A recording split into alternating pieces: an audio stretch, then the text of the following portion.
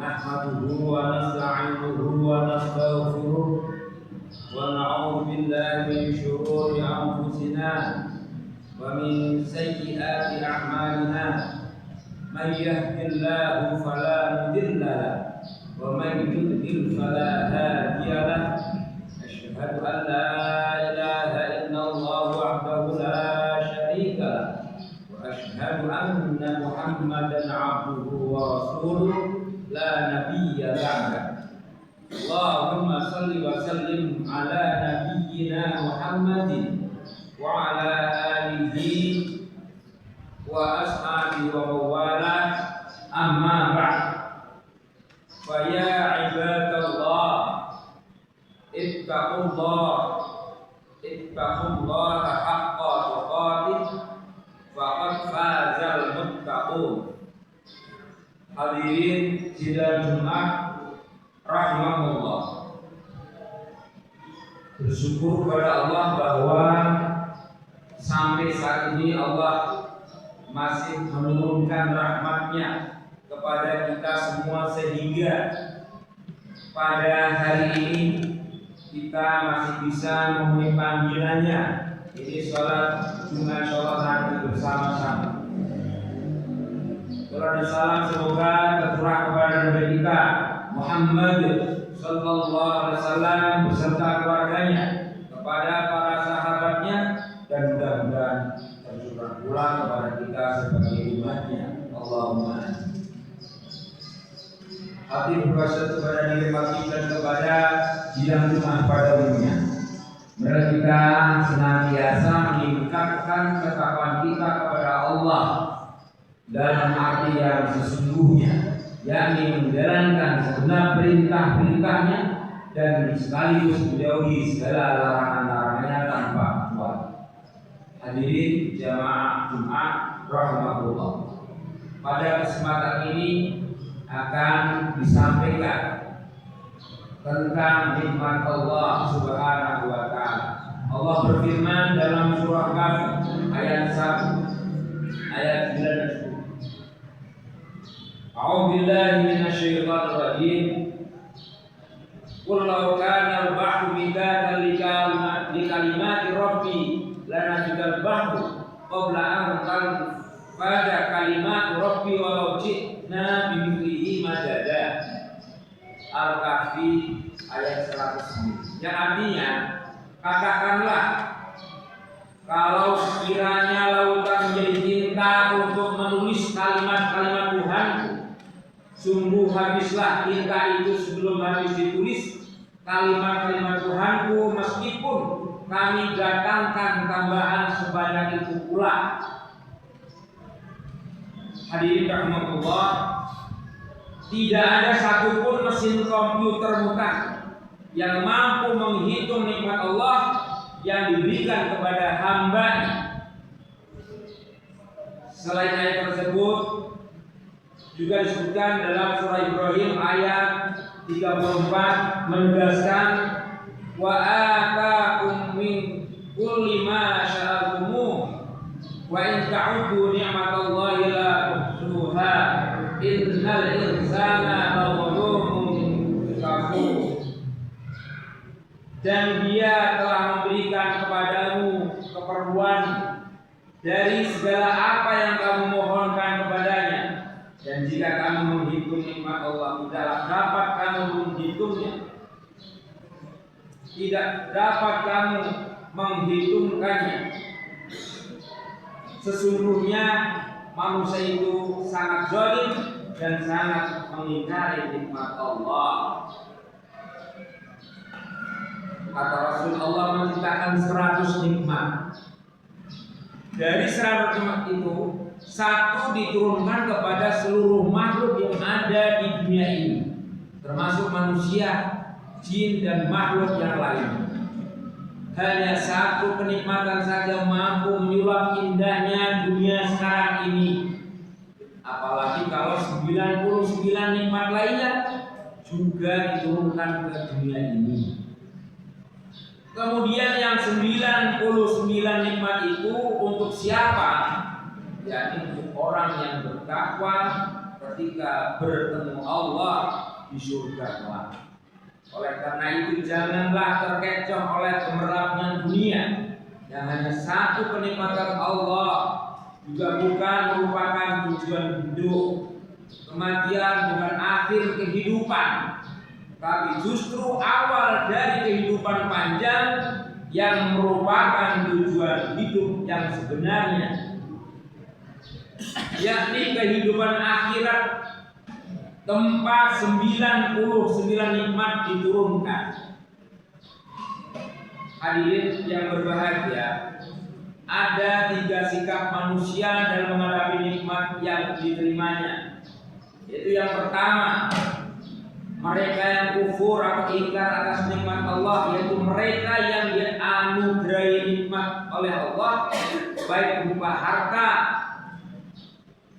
jabatan ataupun nikmat-nikmat yang lainnya, bukan semakin mendekatkan diri kepada Allah, tapi justru sebaliknya mereka semakin jauh dari Allah Subhanahu wa ta'ala. Rasul kita pernah menegaskan bahwa ujian yang berat adalah ujian kenikmatan. Banyak manusia ketika sengsara hidupnya rajin beribadah, akan tetapi ketika kebahagiaan datang kepadanya, apa itu jabatan, harta ataupun yang lainnya, mereka lupa dan jauh dari Tuhan. Allah juga menegaskan, meningkatkan dalam surat Al-Anbiya ayat 35. A'udzubillahi minasyaitonir rajim. Kullu nafsin dha'iqatul maut wa nabluukum bisyarri wal khair fitnah wa ilaina turja'un. Yang artinya tiap-tiap yang berjiwa akan merasakan mati. Kami akan menguji kamu dengan keburukan dan kebaikan sebagai cobaan yang sebenar-benarnya, dan hanya kepada kami kamu dikembalikan. Seorang menganggap suatu itu ujian ketika dia mendapatkan kesusahan, tetapi seorang yang mendapatkan senang tidak pernah menganggap bahwa hal itu adalah ujian Allah. Padahal susah ataupun senang, dua-duanya adalah merupakan ujian dari Allah. Sebagai orang yang bertakwa harus menganggap bahwa kesusahan atau kesenangan adalah ujian dari Allah. Ketika kesenangan itu datang kepada kita, hendaknya kita tetap mendekatkan diri kepada Allah dengan jalan meningkatkan amal ibadah kita. Kalau misalnya kesenangan itu berupa harta, keluarkanlah sebagian harta kita ke jalan Allah, atau jalan yang Allah ridhoi.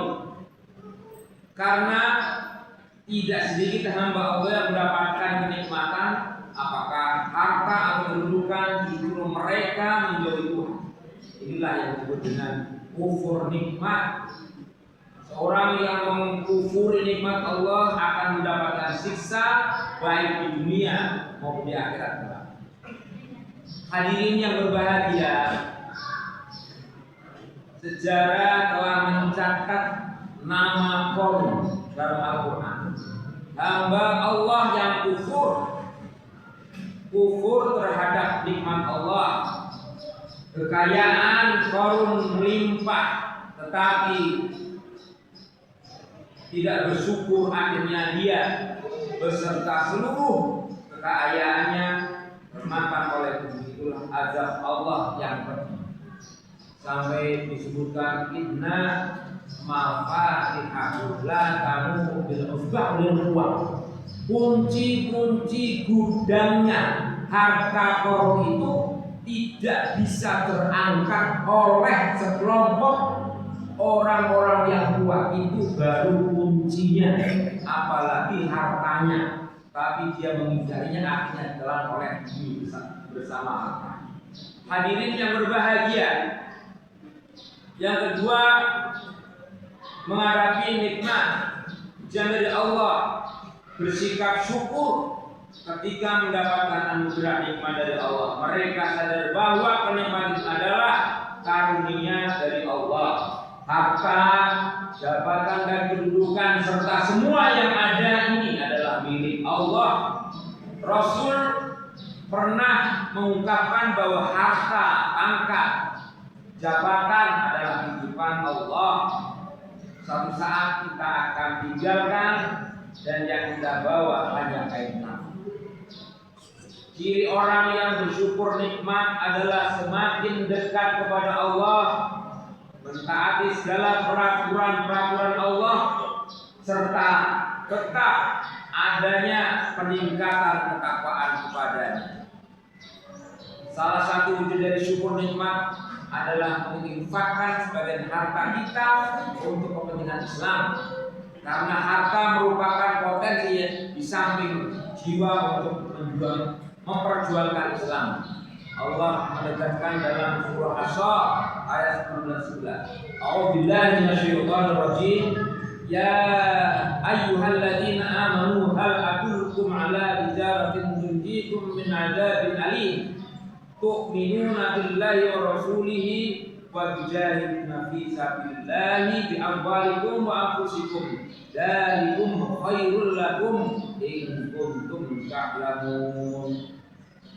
Hai orang-orang yang beriman, sukakah kamu aku tunjukkan suatu perniagaan yang menyelamatkan kamu dari azab yang pedih, yaitu kamu beriman kepada Allah dan Rasul-Nya dan berjihad di jalan Allah dengan harta dan jiwamu. Itulah yang lebih baik dari kamu jika kamu mengetahui. Hadirin jamaah Jumat rahimahullah, kelemahan umat Islam terlihat ketika dituntut untuk mengorbankan apa yang dimilikinya. Padahal tidak ada seorang yang rugi akibat dari mendermakan hartanya.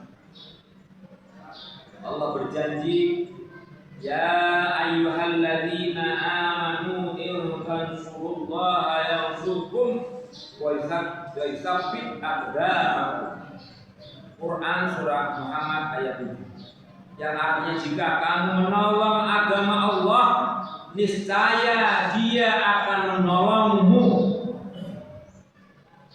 Hadirin rahimahullah, salah satu keberhasilan perjuangan Rasul adalah karena para sahabat tidak segan-segan mengeluarkan hartanya demi kepentingan Islam.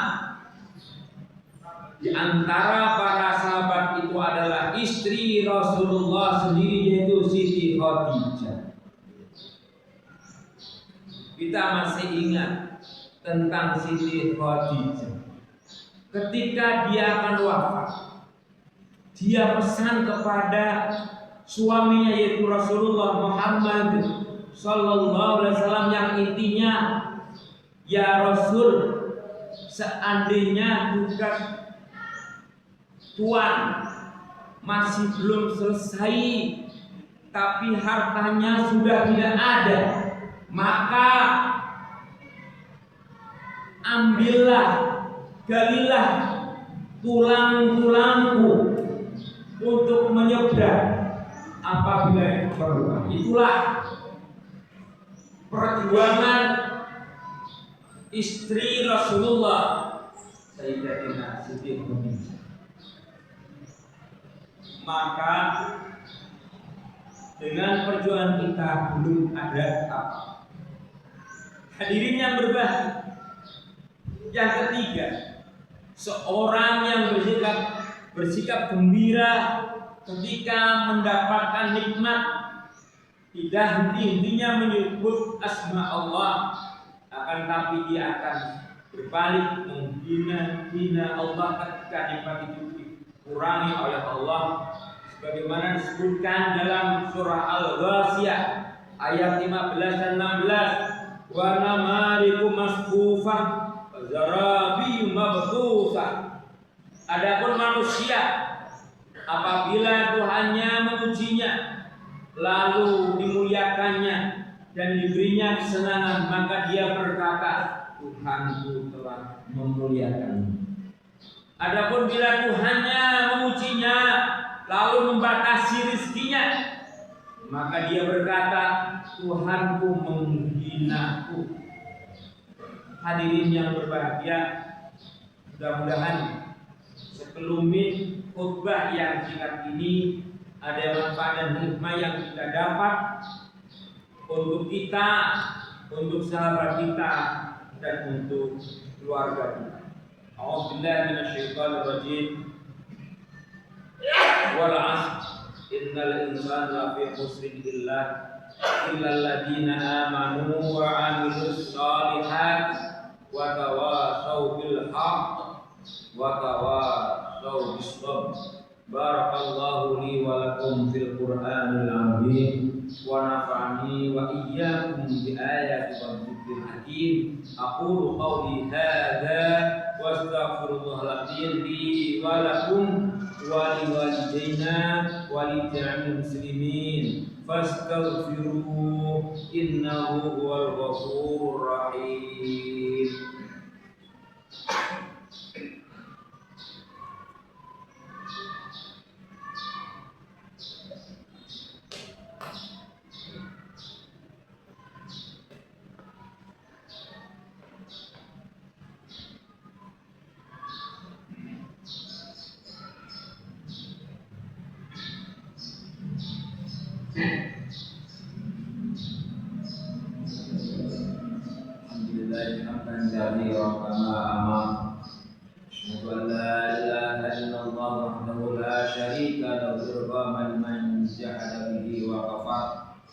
واشهد ان محمدا عبده ورسوله الخلائق والبشر. اللهم صل على محمد وعلى اله واصحابه وسلم تسليما كثيرا. اما بعد فيا عباد الله اتقوا الله في السر والعلن وافعلوا الخيرات واجتنبوا عن السيئات. وقال عز وجل إن الله وملائكته يصلون على النبي يا أيها الذين آمنوا صلوا عليه وسلموا تسليما. اللهم صل وسلم وبارك على نبينا محمد وعلى آله وأصحابه أجمعين. اللهم اغفر للمؤمنين والمسلمين والمسلمات الأحياء والأموات إنك قريب مجيب الدعوات وقاضي الحاجات.